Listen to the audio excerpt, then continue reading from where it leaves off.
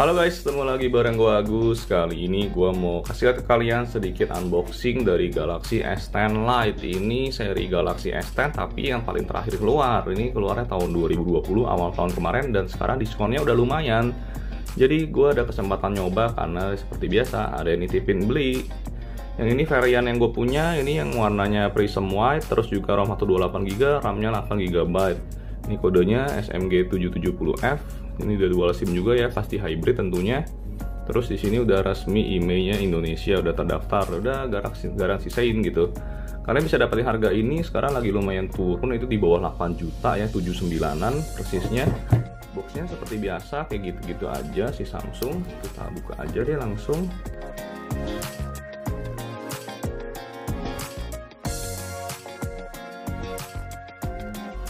Nah ini warnanya punya gua yang Prism White, cakep banget sih white-nya. Ini juga udah kamera modulnya udah seperti Galaxy S20 ya modelnya. Ya, kita tinggalin dulu, kita lihat apa aja isi dalamnya. Ini ada kayak nomor IMEI-nya. Terus ini dapatnya seperti biasa SIM ejector. Ini juga harusnya dalam itu dapat casing lumayan. Dapat casing sama buku panduan singkat. Ini SIM ejector. Ini masih ada ya manual-manualnya quick start, dengar apa-apa lagi. Ini dulu casingnya, kita kasih lihat cara pakainya. Ini chargerannya juga udah yang model baru ya, yang udah C2C. Ini udah support harusnya 25 watt. Ya betul, 2,25 x 11. Jadi 25 watt karena si Samsung S10 Lite ini udah support sampai 45 watt, tapi dapat 25 watt. Ini udah sama persis dengan si Galaxy S20 ya. Gitu. Bahkan ini ya mungkin S20 Ultra kali yang udah support segini. Terus di sini dapat kabelnya yang sudah C2C tentunya. Ya, udah dapat C2C. Tapi nggak dapat OTG loh sekarang udah. Ini jadi udah nggak ada headphone jack, dan ini udah earphone-nya udah yang versi Type C juga. Earphone ada Type C. Udah nggak dapat OTG lagi. Jadi udah semuanya serba USB Type C. Nah, kita pinggirin semua ini. Kita lihat HP-nya. Kita buka dulu.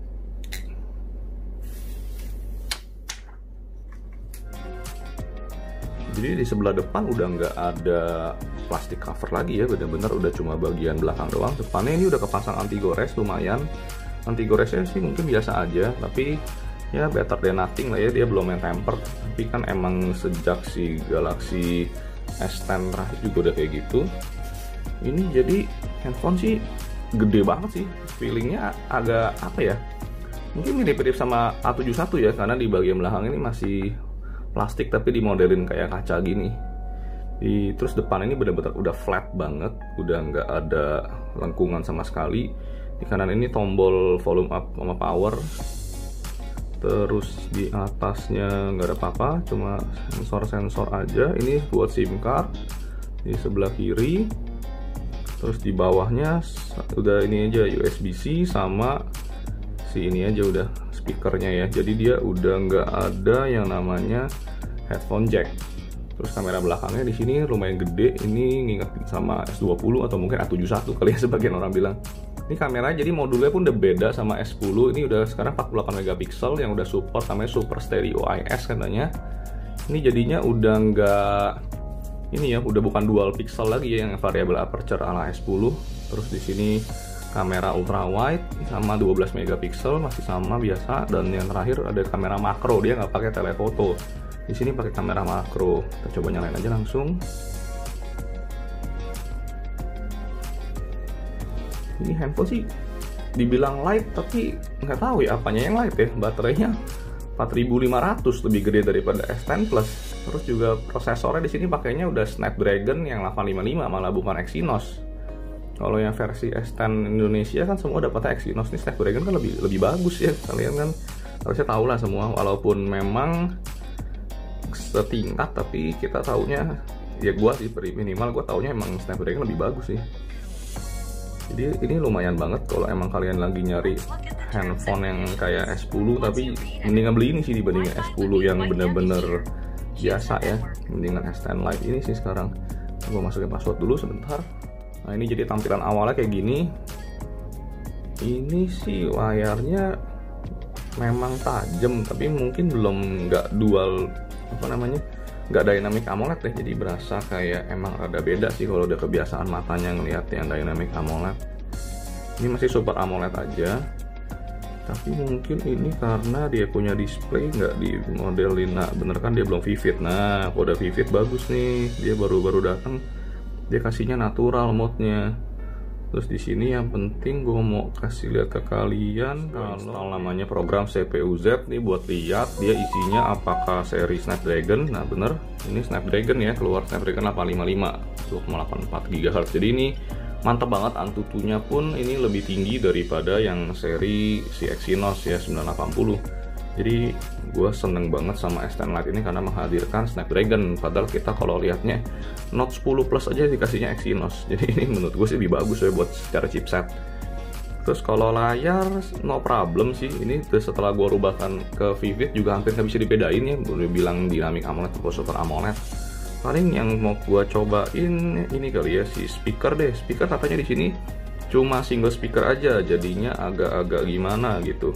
Kalau dibandingin yang flagship itu kan harusnya kan udah tentu aja harus namanya apa, ada stereo ya. Di sini masih single speaker. Ini coba kita tes misalnya video gue yang ini speakernya jadinya masih ya bener, ini cuma single aja, jadi nggak stereo, padahal ada slot di atas.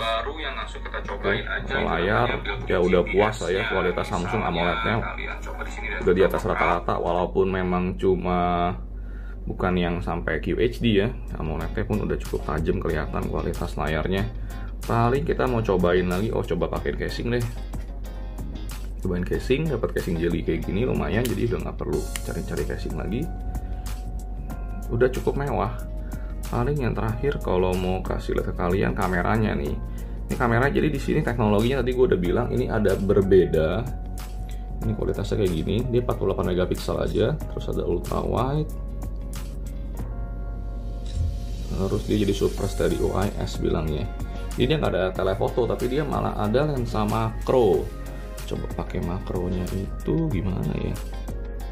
Kalau udah deket, apakah dia ada ganti mode, live focus, semua ada. Foto mode makro, nah ini ada mode makro sendiri. Jadi kalau mode makro, nah kita dapat gambar sedekat ini, cuma jarak antara 2 cm 5 cm aja dia masih bisa fokus. Nah kalau misalnya kalian nggak makro, coba gue kasih kalian sedikit. Ini kalau nggak dimakroin gambarnya akan ngeblur tuh, dia fokus nyari, lihat gak? Tapi kalau dimakroin, ini jadi menurut gue makro kamera yang cukup berguna ya dibandingin kayak di OnePlus segala macam tuh. Ini kan langsung fokus tuh, nggak nyari-nyari. Ini karena gambar makronya lensa makronya berguna. Jadi lensa makro di S10 Lite ini mendapat lumayan banyak pujian ya, 5 megapiksel, dan emang bener-bener make difference gitu. Kalau yang kayak di lensa-lensa kamera-kamera handphone Cina yang lain, kayak makronya cuma gimmick aja, karena ujung-ujungnya pun ditutup lensanya aja. Masih ngasilin gambar yang sama aja pakai kamera utama sebenarnya makroinnya. Gitu kali ya. Mungkin kayak segitu aja dulu kali. Kalau kalian mau tanya-tanya, ntar akan gue coba jawab di sini. Yang pasti gue bisa bilang Galaxy S10 Lite ini cocok banget buat kalian yang nyari handphone mungkin budget flagship ya, yang prosesornya masih ngebut. Ini 855 jujur ngebut banget. Ini masih kencengannya itu sampai di Galaxy Fold Z ya, kemarin Z Flip itu masih pakai 855, berarti kan prosesor ini masih canggih banget. Dan kalau yang S20 itu kan yang lebih baru, lebih 120 Hz layarnya gitu-gitu, terus zoom kayak 50-100 kali, kayaknya nggak kepake sih.